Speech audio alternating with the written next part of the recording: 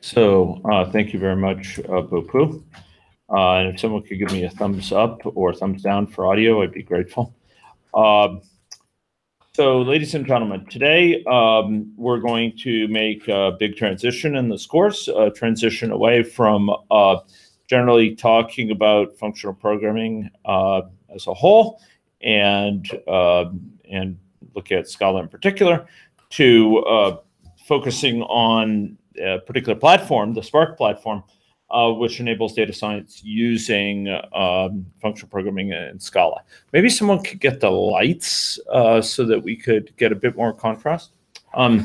So today's discussion is going to follow two broad components here. In the first component, I am going to be making some remarks on Spark as a whole. And the second component, I will be going and looking at some particular examples that we'll walk through, where we're going to be examining the use of Spark for certain important common tasks. And those tasks are going to center around data access and data manipulation according to a script. So in prep for that, I'm just going to send myself the script so I can follow it along separately. And here we go. I believe I accidentally sent that script to Winchell in its entirety, and I'm not sure how he'll react to it, but I'm sure with good humor. Okay, here we go. And this is Feb 14 lecture contents. There we go. Oh. Okay. Great, ladies and gentlemen. So let's dive into some introductory comments in Spark. Okay.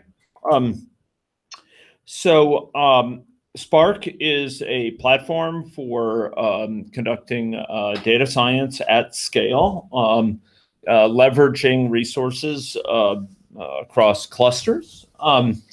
It is a platform for distributed cluster computing, therefore focused on data science.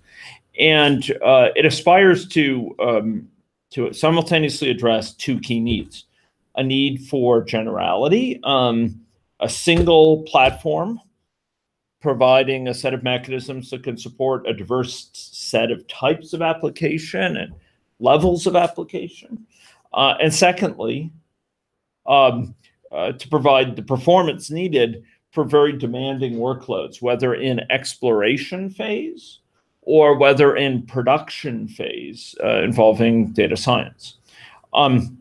Now, to support the generality as a sort of common stack where you can mix and match mechanisms across pipelines. So you might have a set of mechanisms related to text processing, and you can mix them with streaming, for example, in order to have machine learning running live on streamed text data from something like Twitter. Alternatively, you might have some mechanisms for performing machine learning related to tabular data that you want to use on data from CSV files or from a NoSQL database or an SQL database like Postgres. And you can mix and match these mechanisms. And the goal is to have one system, Spark system, compared with many fragmented sort of minimally compatible systems for different types of needs. So the goal is to try to consolidate to Spark support for data science more broadly. Now, Spark does provide support for multiple languages. We're approaching it from a Scala language for many reasons. One of them being that Scala is Spark's native language and advances most quickly with it. A second reason being that I believe it's most responsive to the data science needs captured by Spark. But at the same time, Spark affords several other interfaces, and notably Python interfaces, Java interfaces, and R interfaces. So each of those offers Spark support. So PySpark, for example. For Python. And so they provide alternatives, and Spark enjoys significant use within other language communities beyond Scala. our focus for this course will be on Scala interface. Next, it's also notable for supporting diverse types of infrastructure. So you can draw data from traditional tabular data sources, from less structured data like documents, from SQL databases, from no SQL databases, from the Hadoop file system, etc. And it has many, many different subcomponents for conducting different sorts of analyses.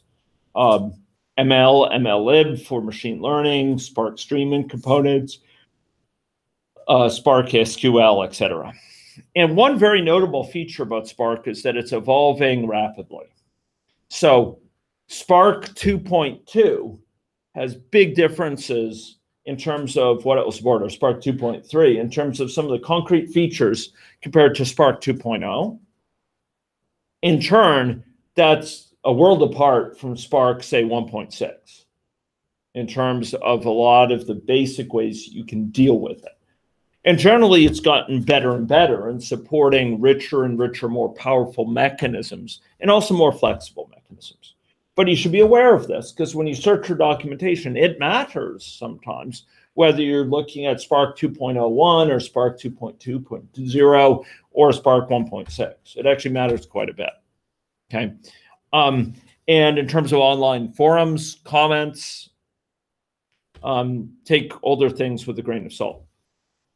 What are some key advantages of Spark? Well, I list some here. It supports distributed processing. We can transparently define pipelines or code that can be mapped out directly to a wide number of machines, each of which computes elements of that pipeline against subsets of the data, gathers the results back, combining them as needed, and brings it back to us in ways that we don't have to write very tricky code to handle the sending the data out to these machines, sending the code out, coordinating the accommodation, etc. So this distributed processing is a key need for performance. Another key need is for memory sipping computation, memory conscious computation, computation that uses minimal amounts of memory, okay? And this is supported in a number of different ways, some of which we've talked about. One, we featured in past discussions, is the use of lazy evaluation. Lazy evaluation supporting incremental evaluation. Supporting evaluation where if we have a large pipeline of many steps, we don't have to create a giant data structure at first and then map it to a giant data structure next, and another giant data structure, and yet another giant data structure, bringing each into memory, each as a whole. Rather, we can handle each item in the first data structure, map it to the second stage, the third stage, the fourth stage, the fifth stage, the sixth stage, and then the next item map first, second, third, fourth, fifth, sixth. The next item, first, second, third, fourth, fifth, sixth, and combine those at the sixth stage incrementally, such as by adding them up successively. This prevents us from having to bring a lot of data into memory. Another feature that we've been talking about is immutability. When we have data that's read-only, it's functional, there's no side effects with it, then we can share the underlying data structures. We don't have to duplicate an underlying data structure because it won't be changed out from under us by other people. We know that if we build something else at top of it, it can just refer to this one because the original one is not going to change, okay? And along with that is, as we'll see in this very session, when you define a computation in Spark, it records the provenance of the computation, how it was defined, how it is computed, the stages by which it has to go through to be computed. And this allows us to discard it, to discard whatever data we've computed, and recompute it later, because we know how to recompute it. Much as a stream knows how to recompute the next element, we know how to reconstitute a data set.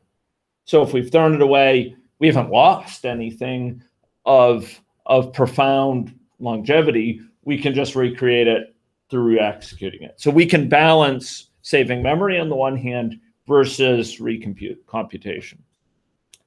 But more than that, Spark as a platform allows us to focus on in-memory computation for iterative algorithms, okay?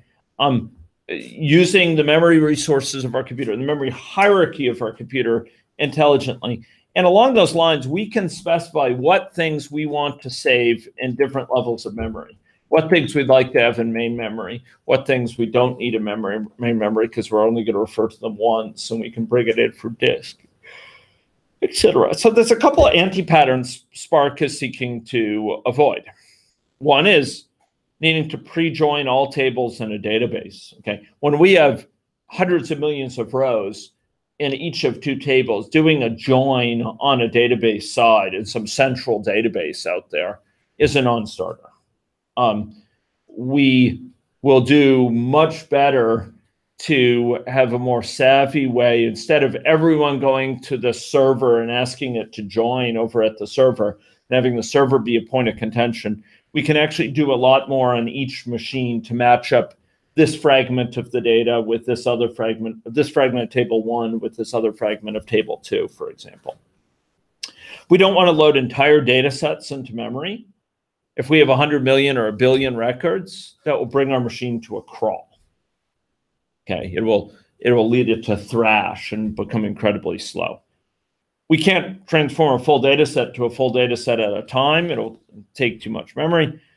We can't afford to process all the data on one computer. We need to harness many computers, or many, it says one computer, one processing unit. We want to harness multiple processing units.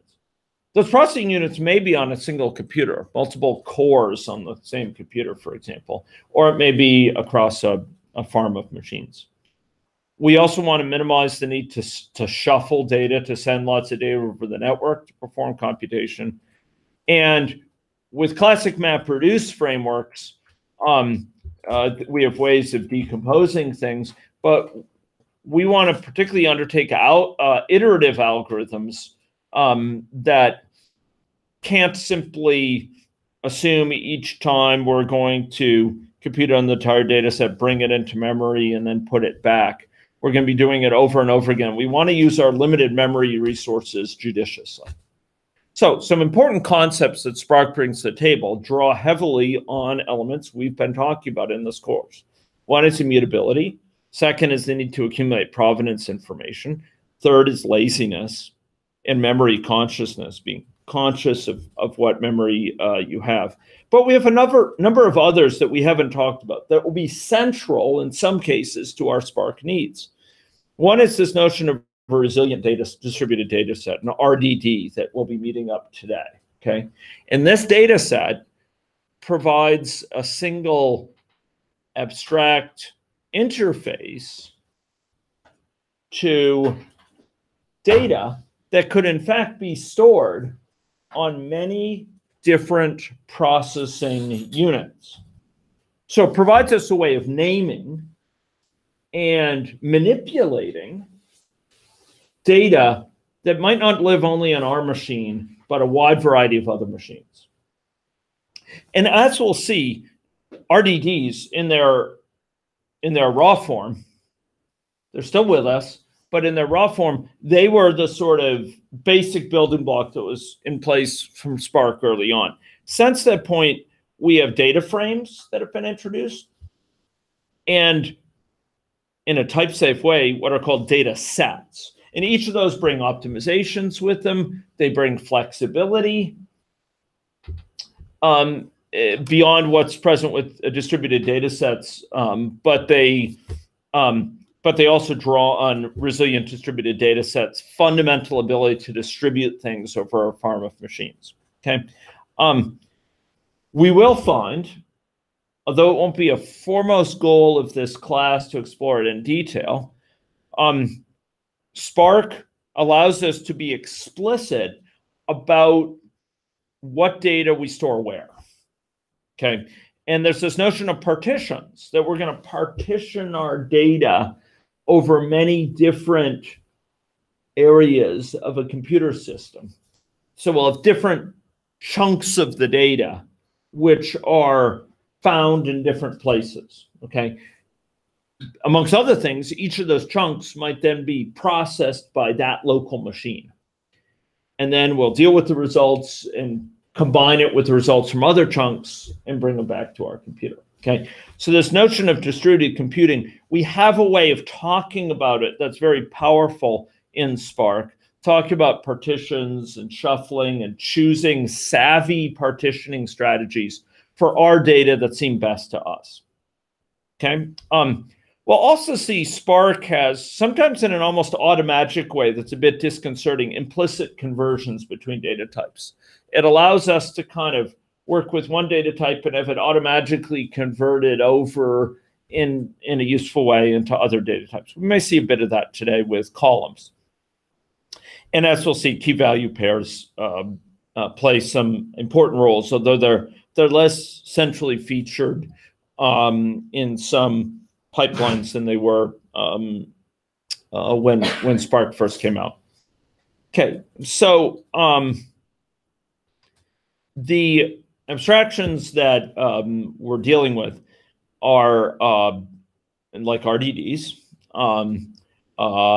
like data frames, like their typed variants data sets, strongly typed variants data sets, provide a number of features. These are collections. These allow us to describe collections, but they're not just the collections we've seen in Scala: stream, vector, array, map, etc. These are collections built to enable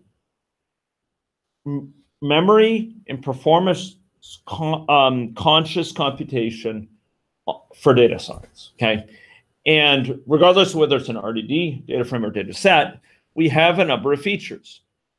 They're lineage preserving. They remember how to compute themselves, okay? It's kind of a monadic type principle. It accumulates, in addition to accumulate the data, it's accumulating information about how that data is computed in case it needs to be computed again, or in case we need to understand it for debugging reasons, okay? It's fault tolerant, okay? If computation fails, if a node goes down, we can recompute it, right? If we've lost the data, that's not the end of the world because we know how to recompute it again. And so if a node has gone down and we can't get the data from it, well, it's not the end of the world by any means. I've noted the memory conserving features. In Spark, beneath the surface may discard data sometimes and recompute it, okay? It may place certain data on lower levels of memory hierarchy, things like on disk, rather than storing it in main memory, okay? It's memory conserving, and it has quite a bit of smarts for how to use that memory effectively. You may also see, even during this very session, you may see evidence of its being lazy. This is going to feature quite large in a lot of our work, okay? We'll define up a computation, a long pipeline consisting of 10 different steps, say. And you won't see much happening. You may think, wow, it's really whip fast. You know, it's defining each stage of it. I'm performing each of these stages, and it's just incredibly fast. Well, turns out that computation is not occurring yet. Not occurring until it needs to, until you have a need at the end to force it to compute. Maybe it's because it needs to create a map and it needs to know what values to use for the keys of the map. Or maybe you tell it, I want to show the results, and it says, oh, do you want to see the results? Okay, I got to do the work. And so it goes and does the work at that point. Okay, it's lazy. It's lazy, gentlemen, ladies and gentlemen. Not in a bad way, but in a good way. It shepherds its energy, and it applies that when it's needed, which allows it to be memory conserving and incremental if required. Okay, so there's a distinction here between a transformation, which just transforms one thing to the next, doesn't actually force computation, and an action which forces the computation to take place. Okay, it targets multiple machines, multiple cores, multiple processing units, and it's interoperable. We'll see that we can go back and forth between our familiar Scala collection types and other Spark collections. Now, today's discussion in particular, we are going to be introducing 3 types of collections, okay? And I think at this point, because I'm going to create a smaller lecture as well, what I'm going to do is to sort of stop this